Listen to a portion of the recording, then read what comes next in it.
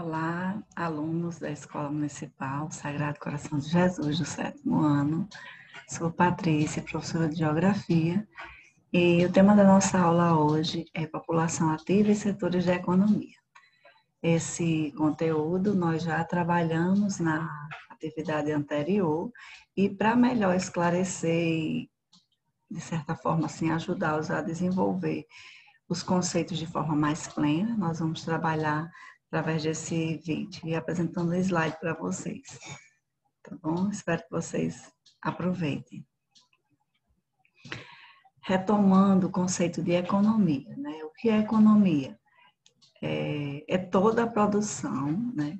E comercialização de bens e serviços de determinada área. Normalmente, a gente estuda esse conceito de economia quando a gente quer compreender como se dá as relações de economia, de produção e economia e também de ocupação da população de determinado território. Pode ser um país, pode ser uma cidade, uma região. Então, para poder a gente compreender, iniciamos desse estudo, né, da produção e comercialização de bens e serviços daquele território. No caso, a gente vai se ater ao estudo da produção econômica no território brasileiro. Então, a economia é toda essa produção e comercialização de bens e serviços. Mas o que são bens e serviços, né? Bens são materiais que podem ser produtos materiais, físicos, algo que a gente pode tocar, ver. Desde coisas simples como uma borracha, um lápis, uma caixa de fósforo, até um navio, um avião, são bens. Algo que a gente poderia descrevê-los como concretos. E os serviços são atividades que produzem, realizam, né, tem uma produção, mas que elas não produzem bens físicos, né? Mas que são também muito importantes para a sociedade. A gente pode colocá-los como exemplo, a atividade bancária, né? É extremamente importante para a economia de determinada região, mas ela não tem algo palpável, físico, é algo abstrato, mas está lá, né? A gente sabe que existe. Como os serviços médicos, né? A educação, o serviço da advocacia, né? Do direito, os contadores, são prestadores de serviço, né? Eles prestam serviço, o próprio comércio em si é um prestador de serviço. Eles prestam serviço, eles geram bem, mas não é um bem físico, né? Não é um produto que a gente pode pegar. Isso aqui, a gente vai para o médico, aí pega a consulta é o quê, né? O que é o tratamento que a gente vai receber, tá bom? Então, isso é bens. Tudo que gera, né, que não produz bem físico, mas que é importante para a sociedade e que é atividade profissional também de alguns profissionais. Então, a economia, ela é essa produção de bens e de serviços, né? E toda produção econômica que é gerada dentro de um país, de uma região, é chamado de um país, é produto nacional bruto, né? Esse produto nacional bruto é a reunião de todas as riquezas produzidas dentro daquele território nacional, né? Mas que foi gerada com recursos tanto do país, como pode ser recursos oriundos de outros países. Mas como assim, professora? Um país, por exemplo, os Estados Unidos, eles investem na economia do Brasil? Sim, né? Existem as empresas que são empresas transnacionais ou multinacionais, como a gente já chamava, né, anteriormente, que elas têm várias sedes, né, várias filiais espalhadas pelo mundo todo. Qual o objetivo disso, né? Às vezes é de monopolizar aquele comércio, por exemplo, as indústrias de refrigerante, né? A gente conhece o refrigerante mais famoso no mundo, que é a Coca-Cola. Ele tem em vários locais do mundo e ele é um produto norte-americano, né? Produzido pelos Estados Unidos. E esse exemplo, né, que eu estou dando da Coca-Cola, como ela também é produzida aqui no Brasil, né? Mesmo sendo um produto estrangeiro, ela gera riquezas aqui também no Brasil, mas com recursos que vêm de outro país também. Então, essa continha do produto nacional bruto, ela leva em conta isso. A produção de riqueza que é gerada no nosso território aqui, físico, dentro do nosso país, mas que teve investimento, né, de outros países. Um outro termo geográfico referente à economia do país é o PIB, que é o Produto Interno Bruto. Aí, quando vai fazer a conta do PIB, né, para saber a riqueza produzida no país, tira esse dinheiro que veio das indústrias estrangeiras e fica aqui só o que é realmente produzido com recursos do nosso país. Assim, a gente tem o Produto Nacional Bruto, que é a reunião de tudo que é produzido, incluindo o dinheiro que veio de fora, e o Produto Interno Bruto, que é somente a riqueza produzida com recursos, né, naturais e recursos financeiros do nosso próprio país.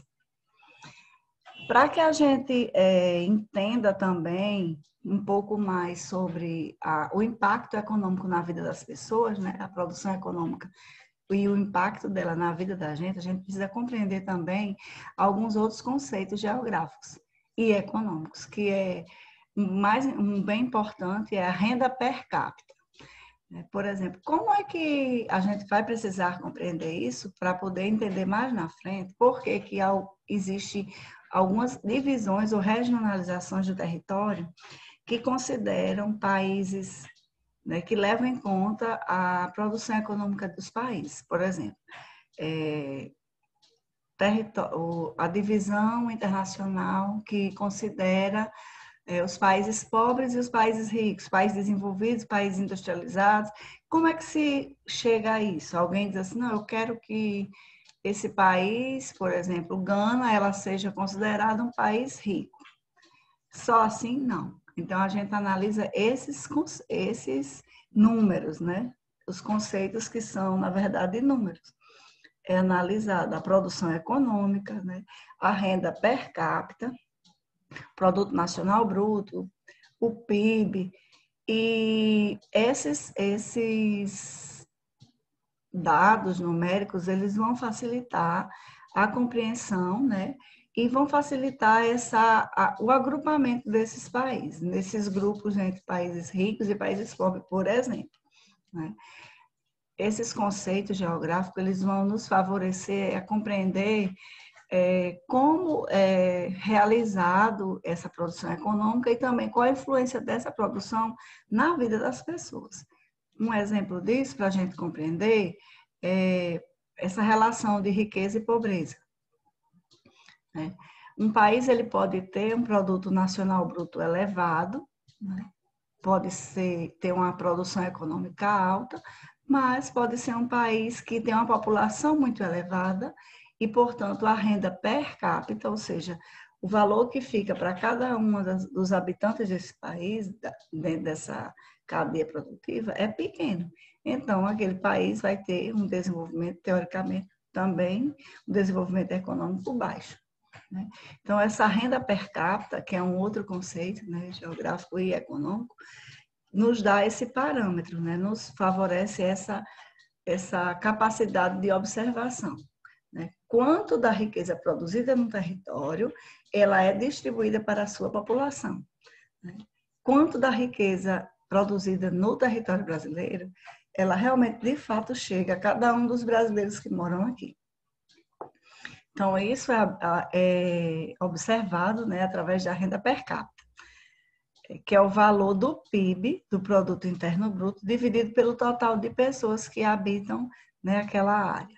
No caso o Brasil, né, que é o Produto Interno Bruto. Tanto o PIB como a renda per capita, eles servem para medir esse desenvolvimento econômico do país. Né? Serve para fazer essa medição de quanto a economia está impactando na vida das pessoas. Para a gente entender, poderia a gente fazer uma analogia assim. Digamos que o país fosse um pai que tem um valor X de dinheiro, né? E que ele tem uma família grande e precisa atender às necessidades de todos daquela casa. Né? Então, ele iria dividir uma pequena parte para todos, né? Para que todos os setores fossem favorecidos. Né? Cada um tivesse suas necessidades sanadas. E assim, a gente teria esse valorzinho que ele dividiu, seria a renda per capita. tá certo? Só que na economia, nem sempre esse pai é generoso. Muitas vezes, eu até coloquei um desenho para vocês, né, uma charge, que mostrava essa relação do produto interno bruto com a renda per capita. Que muitas vezes uma pequena parcela da população, que é aquela parcela que detém os meios de produção, né, as indústrias, os donos das indústrias, eles ficam com a maior parte desse bolo. Então, uma pequena parte do restante, né, é que é dividido para toda a população. Por isso que no nosso país, por exemplo, nós temos tantas desigualdades sociais, né? Temos uma pequena parcela da população que fica com boa parte desse bolo e um grande número de pessoas que ficam com as migalhas do bolo, digamos assim. Então, isso gera, né, as desigualdades sociais. Uma pequena parcela tem muito e um grande número de pessoas fica com pouco. Então, aí gera desemprego, gera poucos recursos para serem investidos na educação, na saúde, na segurança, né? E nas infraestruturas que são necessárias para o desenvolvimento do cidadão pleno, como saneamento básico, né? Campanhas de incentivo à saúde, vacinação e tantos outros quesitos que são importantes também inerentes à vida do ser humano, que devem também ser garantidos pelo Estado, que é quem nos rege, quem nos governa. Toda essa produção econômica, ela é organizada para a gente compreender, né, a sua dinâmica. E é organizada em setores. Esses setores, eles levam em conta a cadeia produtiva. Se nós considerarmos assim, a gente vai compreender melhor por que existem esses nomes, né? Setor primário, setor secundário e setor terciário. O setor primário é o setor que daria origem a vários produtos. Seria o setor que inclui as atividades ligadas à produção, né? Da agricultura, pecuária, extração, né? Tanto a extração de frutas, extração de forma tradicional. Esses produtos, eles passariam pelo setor de transformação, alguns deles, né? E virariam produtos industrializados. Aí ele já seria da parte do setor secundário, que é o setor da indústria, que transforma esses produtos que vêm lá do setor primário, né? Transforma em produto industrializado. E um outro segmento, que é o setor terciário, né? Terciário, que engloba as atividades referentes ao comércio e à prestação de serviços, seria o responsável pela distribuição desses produtos que a indústria produziu, né, que veio lá do setor primário. Então, existe uma cadeia que a gente chama de cadeia produtiva, que vai desde o campo, por exemplo, um produto da área rural, até a prateleira do nosso supermercado, onde a gente vai comprar. Então, todos esses segmentos, né, inclui essa cadeia produtiva e engloba as atividades dos setores. O setor primário inclui todas as atividades da produção, que são produção, digamos assim, rudimentar, ligadas ao campo, agricultura, pecuária e o extrativismo tradicional. Por que tem extrativismo tradicional? Vocês vão entender. O setor secundário, que engloba todas as atividades da indústria, seja ela indústria alimentícia, têxtil, produção de carro, de aço, de ferro, de produção de máquinas, todo tipo de indústria a gente caracteriza como sendo atividade do setor secundário. E o setor terciário, que engloba as atividades ligadas ao comércio e ao serviço. Aí a gente tem uma infinidade de atividades, né? Porque a gente já viu um pouquinho antes que serviços, eles incluem tudo que não gera um bem físico também, né? Que é o comércio, os transportes, que são extremamente necessários nessa cadeia produtiva, né? Os vários modais de transporte, navio, avião, ferrovia, rodovia, né? Todos os transportes. E os serviços de comércio, né? Que é importantíssimo. Tem até alguns historiadores e geógrafos que dizem que a sociedade ela evoluiu porque existiu a atividade comercial. E é verdade. O comércio é importante para uma infinidade de serviços que a população se beneficia deles. Então, esse setor terciário, ele acaba englobando uma infinidade de tarefas e de atividades que são extremamente importantes para o desenvolvimento econômico da sociedade em geral e do Brasil também. Só que tem uma coisa. Se os dois outros setores, o primário e o secundário, estiverem fracos, o setor terciário não tem como sozinho sustentar a economia de uma região ou de um país. Né? E muitas vezes acaba acontecendo o quê? O país acaba ficando sem condições de manter essa cadeia produtiva. Porque, da mesma forma que se nós estivéssemos todos agrupados no setor primário, né, faltaria produtos industrializados, faltaria comércio para comercializar, faltaria desenvolvimento de transportes e de modais de transporte para poder distribuir essa mercadoria. Então, os três setores precisam estar em desenvolvimento pleno para que a economia possa fluir e possa realmente gerar riquezas e gerar transformações sociais, que é o que se espera das atividades econômicas, né? Quando elas foram sendo produzidas e geradas, o objetivo não era enriquecer uma pequena parte ou uma pequena parcela da sociedade, mas que toda a sociedade pudesse se desenvolver, né, coletivamente. Infelizmente, existem os outros sistemas que interferem nisso, né? Que é a economia de mercado, que são as bolsas de valores, né? Vários outros segmentos que acabam interferindo e gerando, né, os impactos sociais, porque existem também as desigualdades sociais geradas pela má distribuição econômica. Aí tem quem movimenta essa cadeia produtiva, né? Que são as pessoas. Por isso que eu coloquei esse desenhozinho dessa engrenagem, para a gente sempre lembrar que a população, né, economicamente ativa, ela é a engrenagem, a mola mestra dessas cadeias produtivas. Né? Então, o que é essa população economicamente ativa? São todas as pessoas, né, a partir de 15 anos, que estão no mercado de trabalho, né, que já trabalham, seja no mercado formal, ou então que estão procurando emprego.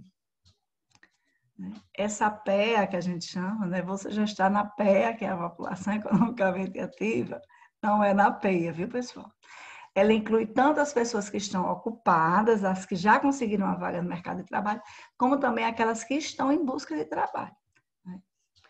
Ela não engloba, né? Ela não engloba a população que não está procurando emprego, e também os estudantes, né? As crianças, os aposentados. Esse grupo a gente chama ao contrário, população inativa. Né? A economicamente ativa são aquelas que estão em busca de emprego ou que já estão trabalhando. E essa população inativa é aquela que não está no mercado de trabalho ou que já deu a sua parcela de contribuição, no caso dos aposentados, né? E não está mais em busca de trabalho, de emprego. Então, lembrando, essa população econômica ativa, ela está incluída nos três setores, né, nessa cadeia produtiva. Tanto no setor primário, na atividade agrícola, né, ou agrária, ou na atividade de extração tradicional. Só para a gente frisar um pouquinho sobre essa extração tradicional. Vocês já devem ter consumido, porque virou uma febre nacional, né, o tal do açaí. O açaí ou o cupuaçu, elas são produtos oriundos da floresta amazônica, né? Nativos de lá. E essa produção lá, ela não é realizada em fazendas, como a gente tem aqui na nossa região, produtoras de melão e de frutas. É retirado de dentro da floresta, né? Tem vários campos na floresta e esse açaizeiro é uma dessas árvores tradicionais da floresta amazônica. E as pessoas que retiram esse açaí são a população de lá, né, que vivem naquela área. Então, essa extração lá, ela é chamada de extração tradicional, porque não usa maquinário, né, eles sobem com a cordinha nos pés e extraem aquele açaí, levam nas costas, né, até a canoa para poder transportar para outras áreas de revenda, até... Não existe aquela mecanização. Então, isso aí é extrativismo tradicional. Ele é do setor primário. Se por um acaso, né, acontecesse a gente fazer uma reflexão. A produção de melão aqui nas nossas fazendas agrícolas, que tem na nossa área aqui da cidade de Tibau e de Icapuí, né? Ela é chamada de indústria agrícola. Por quê? Eles, embora seja uma área rural, né, uma produção ligada ao campo, lá existe uma mecanização e tudo lá é voltado para a produção daquele alimento, né? Eles adubam o chão, colocam veneno, o trator corta a terra, então o homem está lá para realizar algumas tarefas dentro dessa cadeia produtiva, mas a produção lá ela é industrializada, embora seja ligada ao campo, tá bom? Só para vocês entenderem a diferença entre o tradicional e o industrial. O tradicional é aquela atividade como aqui em Tibau, por exemplo, a gente pode citar a pesca, né, que o rapaz vai lá, ou vários homens vão com a rede, jogam na praia e puxam de arraste, né, o nosso 3 de maio. Ali é tradicional.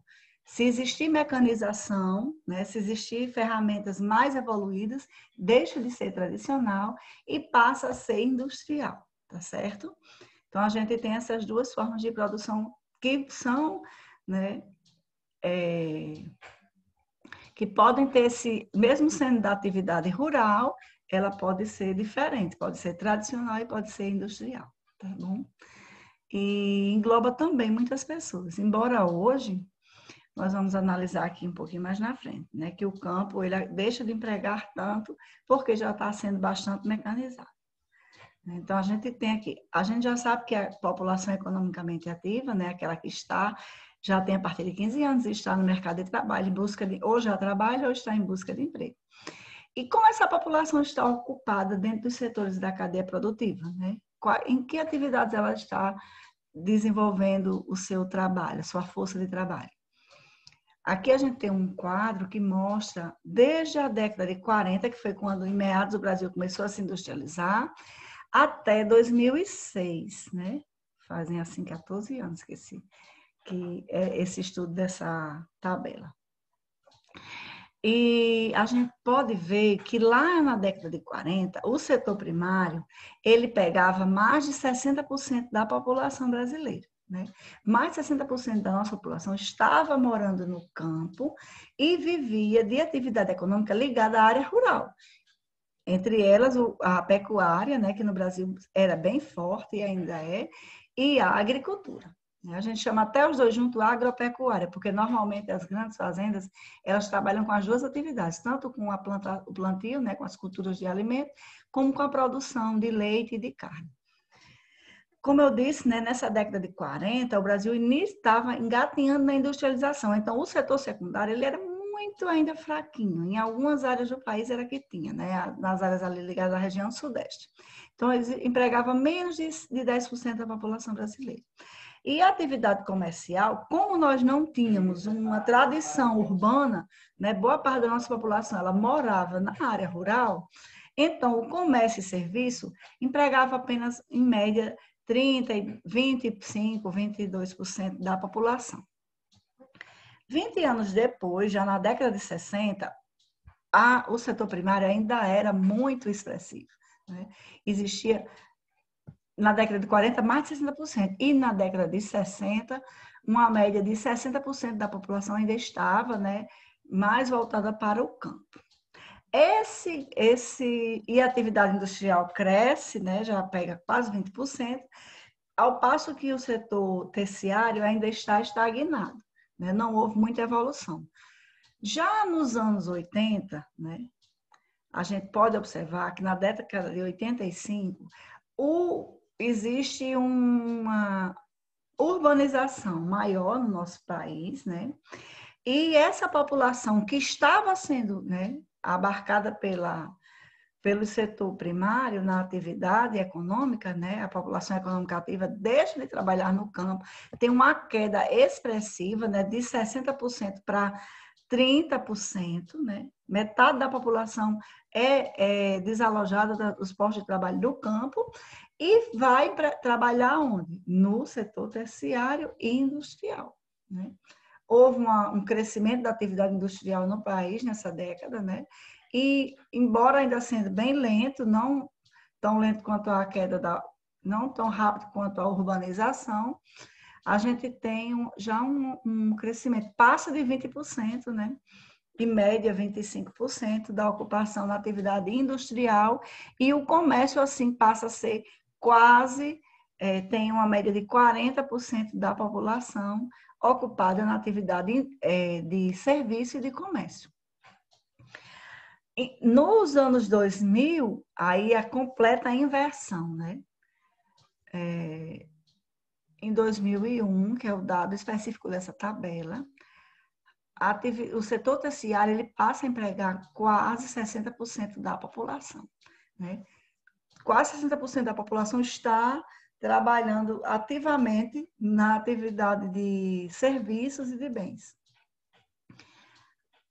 A indústria dá uma recuada, né, no ano 2000, cai a 20%, a questão da empregabilidade, e o campo cai mais ainda, né? Por quê, gente? A gente pode fazer algumas leituras. Nessa década aqui de 2000, existe um incentivo à mecanização do campo. O que é isso? Tratores, né, roçadeiras, vários tipos de máquinas que podem realizar a atividade de uma única pessoa. Elas fazem, uma pessoa consegue limpar uma área, né, com a enxada em 2 dias, e o trator limpa 20 áreas em 1 dia. Então, aí a lógica, né? Menos pessoas serão necessárias para realizar o trabalho no campo. Então, daí também, né, essa mecanização do campo acabou retirando os postos de trabalho. E essa população tem que ir para algum lugar. Os que tinham condição de assumir postos de trabalho mais complexos, né, atividades remuneradas mais complexas, vão para a área industrial ou para algum segmento dos serviços. E os outros, que não têm, vão para a atividade informal, né, que a gente vai compreender um pouquinho já já. Em 2006, há também um equilíbrio, né, um certo equilíbrio entre os setores industrial e terciário, e a indústria cresce, né, em vagas no mercado, abarca mais, né, da população economicamente ativa. Aí a gente vai ver 10 anos depois, aqui no outro gráfico. Em 2016, né, olha só, é um gráfico em pizza, né, um pouquinho diferente, mas dá para a gente já ver o impacto, né? Essa ocupação maciça da atividade, né, da população economicamente ativa no setor terciário. Primeiro, porque houve um crescimento dessa questão do desenvolvimento da mecanização, tanto no campo como na atividade industrial, né? A indústria, para ser mais competitiva, ela precisa investir em mecanização, né? Precisa investir na robótica, em várias áreas assim que possam aumentar sua produção com menos pessoas, com menos mão de obra. Então, quanto mais máquinas, mais a indústria é capaz de produzir, e menos pessoas ela também vai empregar, né? Então, a gente tem uma média de 20% da população economicamente ativa na atividade industrial, menos de 10% dessa população está no setor rural, né, nas áreas da atividade ligada ao campo, e quase 70% da população está no setor terciário. O setor terciário, ele tem uma diversidade muito grande de atividades. Então, dado a isso, é que também há esse crescimento, né? A gente já viu que o setor terciário, ele produz serviços de diversas áreas. Saúde, educação, segurança, transporte, escrituração, porque tem cartório, tem contador, tudo isso é setor terciário, né? Então, todos os serviços, né, e os transportes estão incluídos aí. Daí também essa diversidade e daí também essa quantidade de mão de obra que será necessária, né? Você vê que os serviços, eles só podem ser feitos teoricamente por pessoas, mas os bancos já estão substituindo por máquinas também, né? Mas na grande maioria precisa sempre de pessoas, a maior parte dos serviços. Então, daí a ocupação maior da população vai para esse segmento, tá bom? E sobre o mercado informal, que são aquelas pessoas que não estão aqui incluídas em nenhum desses 3, né? Por quê? Não existe um controle sobre a atividade dessas pessoas, a atividade econômica. Mas, mesmo assim, o governo, né, as estruturas governamentais, elas acabam contando essa população como setor terciário. Por quê? Os camelôs, os vendedores ambulantes, as pessoas que vendem na nossa porta cocada, qualquer outro produto que a gente consome assim rápido, e que eles não têm um vínculo empregatício com ninguém, né? Não tem registro em carteira de trabalho, não existe um controle sobre essa atividade econômica, é chamado de setor informal da economia. Eles geram dinheiro também, eles geram economia, eles conseguem ter produção econômica, mas eles não estão registrados como trabalhadores formais, né? Então, essa população também, que é chamada de trabalho informal, população informal, ela é contada também no setor terciário, porque elas fazem parte do setor de serviços, que é o comércio. Tá bom? Então, reflita um pouquinho sobre essas questões que nós trabalhamos hoje, né? Esses conceitos, realizem as atividades, a última atividade, né, em especial, que tem todas essas questões, então esse slide vai ajudá-los a elucidar as dúvidas e também a compreender melhor esses conceitos para que a gente possa avançar nos conhecimentos geográficos, viu? Então, fiquem bem, em breve nós estaremos todos juntos de novo.